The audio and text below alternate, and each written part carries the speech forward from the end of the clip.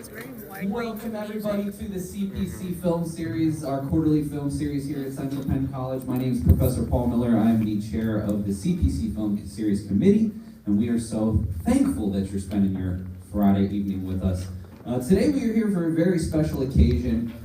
We are here to watch the 10-time Oscar-nominated film with 3 victories, by the way, 1917. How many of you have seen this film before?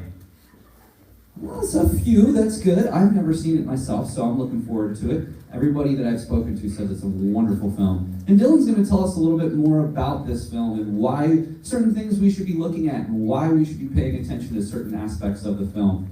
But I do want to quickly talk about the Nightly News. The Nightly News are the sponsors of tonight, and there is a candy table, drink table, popcorn here in the back for donations to the club. So please, feel free during the presentation, and it should be open until just before the film starts. So please make sure you get your popcorn, your candy, your soda, so we can enjoy the film. So I want to talk a little bit more about Dylan. Dylan is, honestly, and I mean this in all sincerity, a perfect example of what it means to be involved here at Central Penn College. When Dylan was only here, it seems like, one second. Dylan was only here for 6 terms. So if you want to have a instruction manual for how to be involved here on campus in only a short period of time, Dylan can write you a book. In those 6 terms, which equates to about a year and a half, Dylan not only became our Nightly News president and led the charge on 2 really important stories, both cover stories of our publications that are sitting in the back. An amazing story that he did about the Boyer House, the historic building here on campus that we all drive by and maybe don't pay as much attention as we should. But also, last term, a really awesome story about the radio station that was here on campus and actually was housed just down the way here in the underground in Megan Kaiser's office. So we learned a lot about the history of Central Penn. But what I really remember Dylan the most for was him leading the charge along with myself and Nightly News President Abby Bresky and a former President Janelle Dulac on the West Shore Connect PSA video that we put together. Dylan not only did all the shooting, the filming, even the setup of that, but he also spent hours and hours editing this piece. So I do encourage you, if you've never seen it, to go to CPC Nightly News on YouTube and check that out. So again, Dylan had such an amazing impact on the Nightly News in only 6 short terms. So I really just want to thank him for being here today and doing this really wonderful thing with the CPC Film Series. So without further ado, again, please feel free to grab some candy, some soda, some popcorn for donation to the Nightly News, your student news organization here on campus. So I want to invite Dylan up to tell us a little bit more about this wonderful film, 1917. Dylan? Thank you, Paul. All right, so how's everyone doing tonight? Awesome, good. I just want to thank everyone for coming out tonight, first and foremost. You're in for a real treat tonight if you have not seen this film, and if you have, welcome back. You're in for a real treat tonight. I also, secondly, want to just thank Professor Miller and Adrian and everyone involved with making tonight possible, Nightly News as well, and just everyone who was involved in getting me up here on stage tonight in front of you all. I have to admit that last CPC Film Series event that happened when Professor Miller came up on stage and announced that I was going to be the next, or asked me, I guess I should say, to be the next presenter, I was both surprised as well as not surprised. And that being, although I never expected it or wanted it to happen per se, I always had a small nagging in the back of my mind that someone, someday, at some point in time of me being at Central Penn, was going to ask me to present a film here because of my love of film and my involvement in films that I have made, and my love of videography and storytelling as well. And as I pondered that thought, that potential thought of potentially being up here someday in front of you all, it struck me as a film lover with so many films that I could call my favorite, what film would I choose in such a situation? That was the daunting question in my mind. And it had to be one that I loved, of course, but one that also captured my audience. It had to be one that had personal meaning to me, so I had something to talk about, of course, and it had to be one that mirrored my reason for my love of film. And it, of course, couldn't also be a prequel, a sequel, a spin-off, or part of a franchise, because then I'd run the risk of no one knowing what the heck I'm talking about the entire time. And through all of that thought process, and I was able to narrow it down to a handful of films, I finally found that one of my newest favorites, surprisingly, was the 2019 film 1917, and that was my answer for this film for tonight to show. So I want to start off with the first point, and that being the brilliant, simple plot that was present in this film.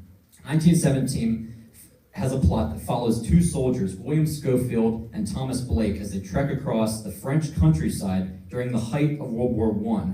Their mission, as given to them by their superiors, is to deliver a message that will save 16,000 men from falling into an enemy trap. And among those 16,000 doomed to die, one is Thomas Blake's brother. Directed by Sam Mendes, who also directed the movie Skyfall, another big hit of a Bond film. Sam Mendes directed the film, and the film has won 3 Oscar awards, as Professor Miller stated, including Best in Cinematography, and was nominated for and won several other awards in other organizations and time periods as it came out.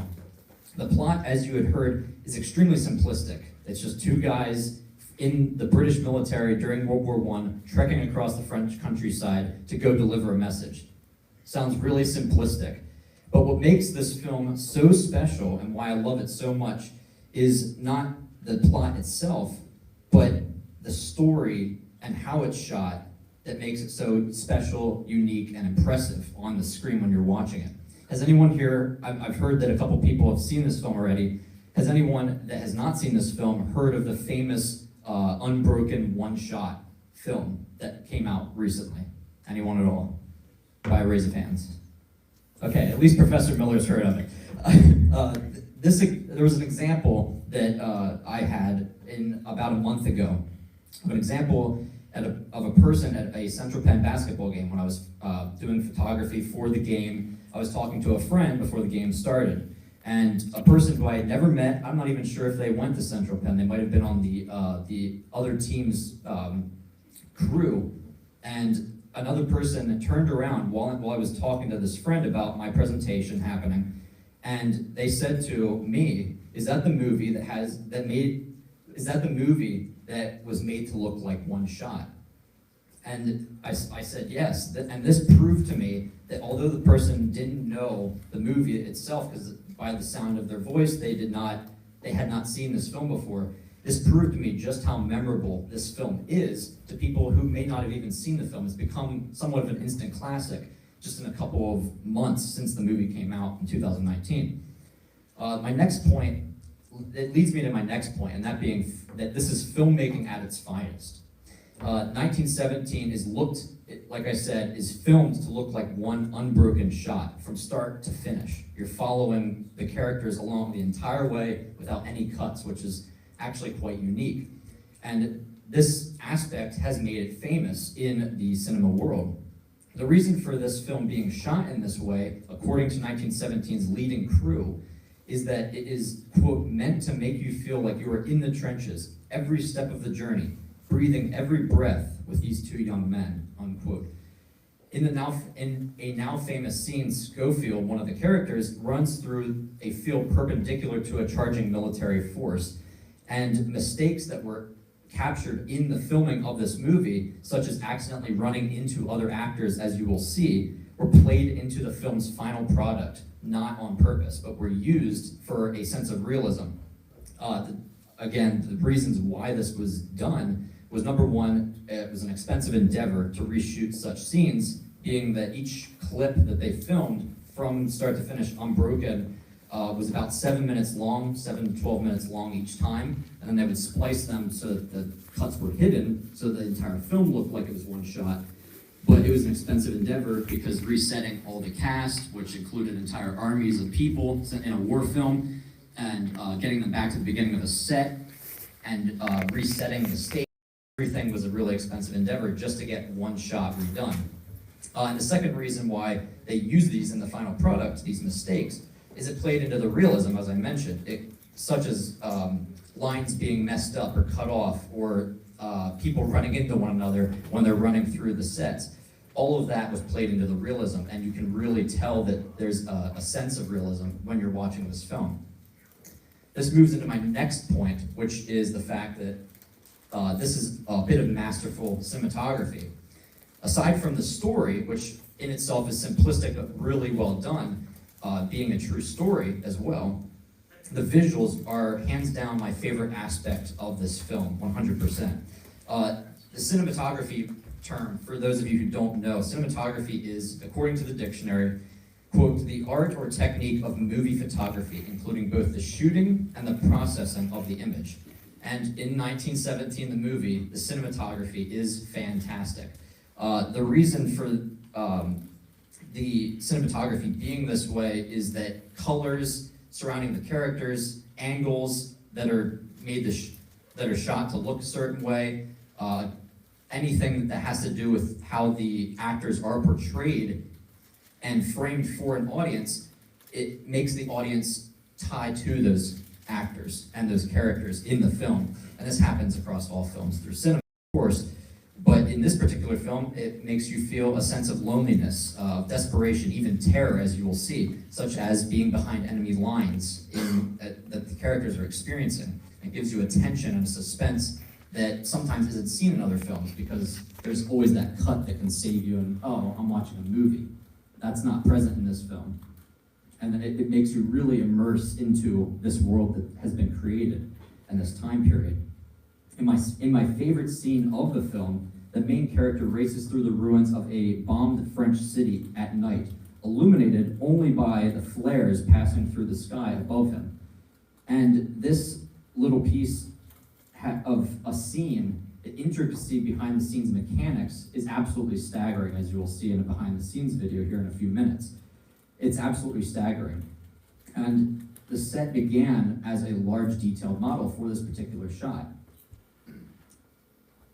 And the reason for that being that it was to find the best possible shadows for the scene's actual happenings that are going through with the characters that are happening. The shadows give the viewers a sense of urgency, like a second hand on the clock, which kind of relates to the urgency that the characters have to get somewhere, get the message to the 1,600 men in time before they are actually killed off by the enemy trap. This also displays a sense of terror and carnage that he is witnessing as he's running through this town. And furthermore, the twisted shadows of already twisted metal and stone that have been bombed, and the people that once lived there, having been killed, are now seeming to reach out like contorted hands of the enemy to grab at him. And the shadows still furthermore induce a sense of fear for the main character who is being chased. Will he remain hidden? Did the enemy see him? Are they chasing him? Are they right around that next corner, that dark corner in the shadows, waiting for him? This one-shot technique that I described earlier, as well as these other aspects of fear and tension, make the film feel really, really long and suspenseful, though the plot is very simple. And that leads me into my next point, which is, why did I choose this film in the first place? Out of all the great films in the world, out of all the cinema that you could choose from, such as Star Wars or Jaws or anything out there, any of the big favorites, why did I choose this film, especially one that just came out a couple years ago? The first reason why is that for those of you who do know me, you probably know this. Those of you who don't, I am a great lover of history. That's just one of my favorite topics, both in school and abroad, is I'm a great lover of history. So this film immediately goes up in my hierarchy of ranking in films and my favorite films. Furthermore, I have a small and what I consider to be an interesting personal attachment to the film. And that was when I first went to see this film in the theater. To my surprise, when viewing 1917, I noticed that William Schofield, played by George McKay, bears an uncanny resemblance to my late great-great-uncle, Lloyd S. Bowman, who served in World War I and in the American Expeditionary Forces, particularly in the intermediate section of service and supply.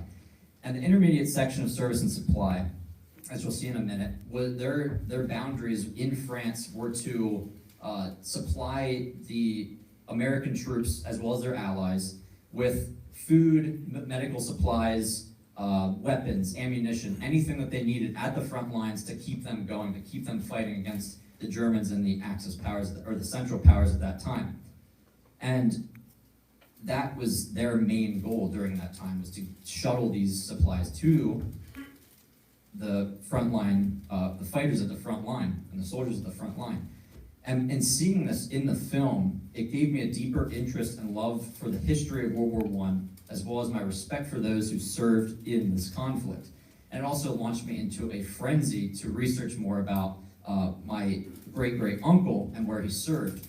And I was able to find quite a bit of information.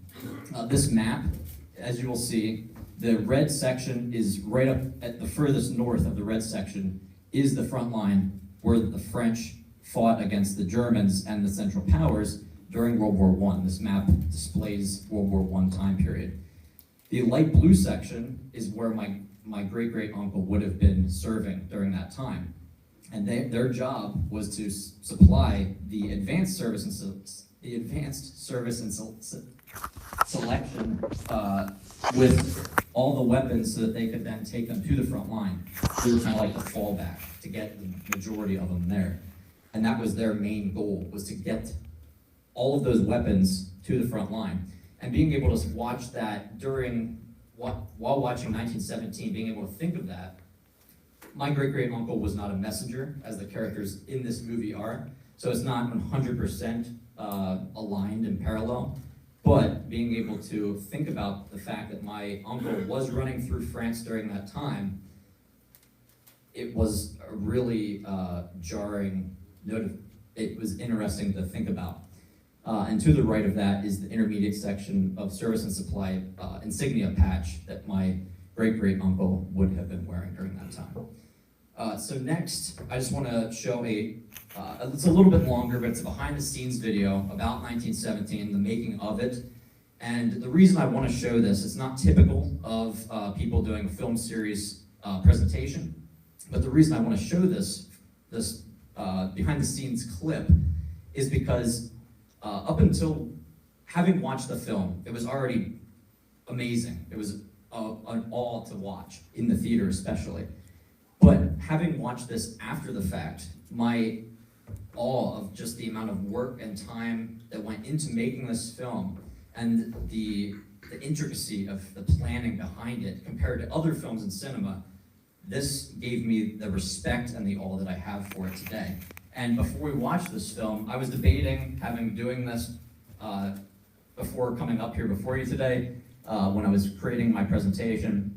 But the more I thought about it, I thought I want to give everybody here the same awe that I had of this film, the same knowledge that I have had after watching this film. I want to give it to you beforehand so that you were able to watch this film and say, wow, this is really amazing. I had no idea they had this much time and this much planning involved.